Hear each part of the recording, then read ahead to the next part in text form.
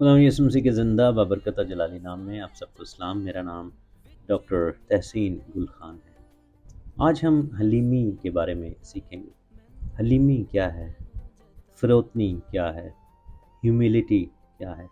ہم کیسے ہمبل ہو کر خداوند کی حضوری میں آ سکتے ہیں؟ ہیوملٹی کا مطلب یہ نہیں کہ ہم ہیوملیٹ ہوں یا ہمیں ہر وقت جو ہے وہ ایسی سچویشنز کا سامنا ہو جس میں ہمیں بے عزت کیا جا رہا ہو، اور ہم جو ہے اس میں جب بے عزت ہو رہے ہیں تو اس میں ہم حلیم ہو رہے ہیں۔ اور حلیمی کے بارے میں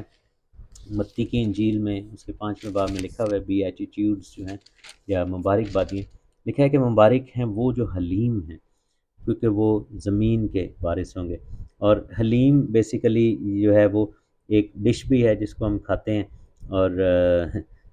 اس میں ہم دیکھتے ہیں کہ گوشت اور دال اور یہ چیزیں پڑتی ہیں، لیکن اس کو کیا کیا جاتا ہے کہ اس کو گرائنڈ کر دیا جاتا ہے، اس کو بہت ہی زیادہ جو ہے وہ اتنا گھوٹ دیا جاتا ہے کہ دال اور گوشت کے دال بھی پس جاتی ہے اور گوشت کے ریشے بھی پس جاتے ہیں، اور پھر پتہ نہیں چلتا کہ یہ پیسٹ بن جاتے ہیں۔ تو اسی لیے یہ ورڈ حلیم یوز کیا گیا اس شخص کے لیے کہ جو ہر طرح کی مصیبت میں، ہر طرح کی پرابلم میں، ہر طرح کی تکلیف میں سے گزرتا ہے، اور وہ شخص جو ہے وہ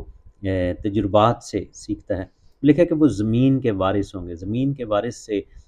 جو بلیسنگ تھی، یہ باپ ابراہیم کو خدا نے دی تھی، اور ابراہیم ایک حلیم شخص تھا، اور وہ بہت سارے ٹیسٹ میں سے گزرے تھے باپ ابراہیم۔ ہم دیکھتے ہیں کہ موسیٰ کے بارے میں لکھا ہے کہ اپنے دور میں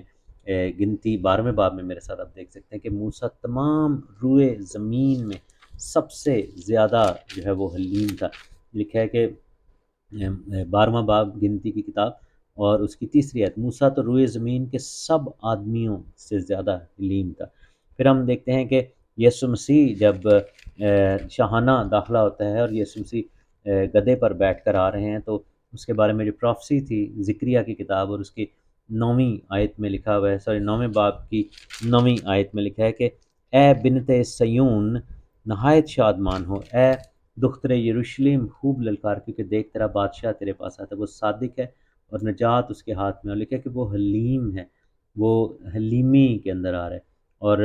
بائبل ہمیں بتاتی ہے کہ سرفرازی سے پہلے حلیمی ہے، اور یہ بات ہمیں متی 11ویں باب میں بھی یسوع مسیح کے بارے میں ملتی ہے، 11واں باب اور اس کی 29ویں آیت، کہ یسوع مسیح جو ہے وہ حلیم ہے۔ اور لکھا ہے کہ میرا جوا اپنے اوپر اٹھا لو، مجھ سے سیکھو کیونکہ میں حلیم ہوں، یعنی کہ میں حلم اور پرہیزگار ہوں، یعنی کہ اور جو روح کے پھل ہیں ان میں سے ایک پھل حلم ہے، ہیوملیشن یا ہیوملٹی ہے۔ اور ہم دیکھتے ہیں کہ یسوع مسیح ہیوملٹی میں رہے، ہمبلنس میں، ہمبل ہونا۔ اور لکھا ہے کہ میں دل کا فروتن ہوں، یعنی کہ دل میرا بہت ہی نرم ہے، فروتن ہوں میں۔ اور خداوند یسوع مسیح جو ہے وہ پھر ہم فلپیوں کے خط میں لکھے کہ وہاں پر جو کہ خود سب کچھ اختیار رکھتا تھا، لیکن اس نے اپنے آپ کو جو ہے وہ چھوٹا کر لیا، اور دوسرے باب کی 7ویں آیت میں لکھا کہ اپنے آپ کو خالی کر دیا، خادم کی صورت اختیار کی اور انسانوں کے مشابہ ہو گیا۔ تو یہ حلیمی ہے۔ لیکن آن دی ادر سائڈ، کیا مصیبت میں سے گزرنا حلیمی ہے؟ نہیں،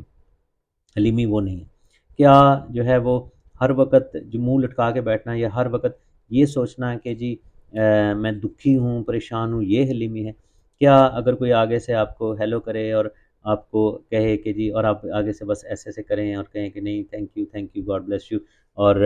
جو ہے ہر وقت ہیپی ہیپی بن کریں؟ نہیں، یہ حلیمی نہیں ہے۔ ایکچوئل حلیمی کیا ہے کہ جب، یا حلیم شخص کون ہوتا ہے؟ وہ نہیں کہ جو ٹھنڈا بولے، دھیما بولے، دھیرا بولے تو وہ شخص حلیم ہے۔ حلیم شخص وہ ہوتا ہے جس کے پاس سب کچھ ہو، وہ کر سکتا ہے سب کچھ، لیکن وہ چوز کرے کہ وہ معاف کر دے، وہ چوز کرے کہ وہ کچھ بھی ان ریٹیلیشن کچھ نہ کرے، یعنی کہ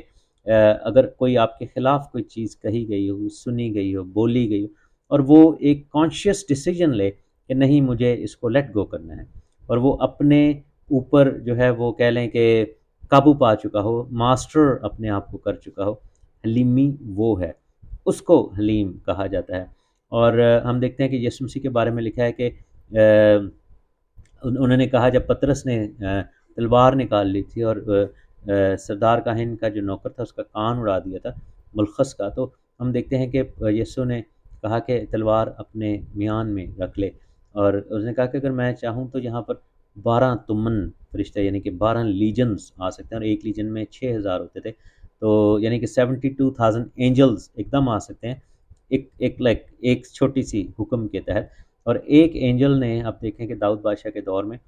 تقریباً 2 لاکھ بندہ مار دیا تھا، تو آپ امیجن کریں کہ 72,000 یعنی 72,000 اینجل ہوں گے تو وہ تو پوری دنیا کو ایک دم ختم کر سکتے ہیں۔ تو مقصد یہ تھا، خداوند نے کہا کہ اگر میں چاہوں تو ایک ہی حکم کے ساتھ اتنے فرشتے آ جائیں کہ پوری دنیا کی آبادی کو وہ ختم کر دیں، لیکن لکھا ہے کہ وہ جب کیل لگا رہے تھے تو یسوع نے کہا باپ ان کو معاف کر، کیونکہ یہ نہیں جانتے کہ کیا کرتے ہیں۔ ہم دیکھتے ہیں کہ یوسف حلیم تھا، اس کے بھائیوں نے اس کو مارا، اس کو بیچا، اس کو جان سے مار دینا چاہتے تھے اور اس کی زندگی تباہ کر دی۔ 20 سال وہ غلامی میں رہا، لیکن جب وہ بادشاہ بن گیا، جب وہ وزیر اعظم بن گیا، تو اس کے بھائی اس کے ہاتھ میں تھے، اس کے سامنے تھے،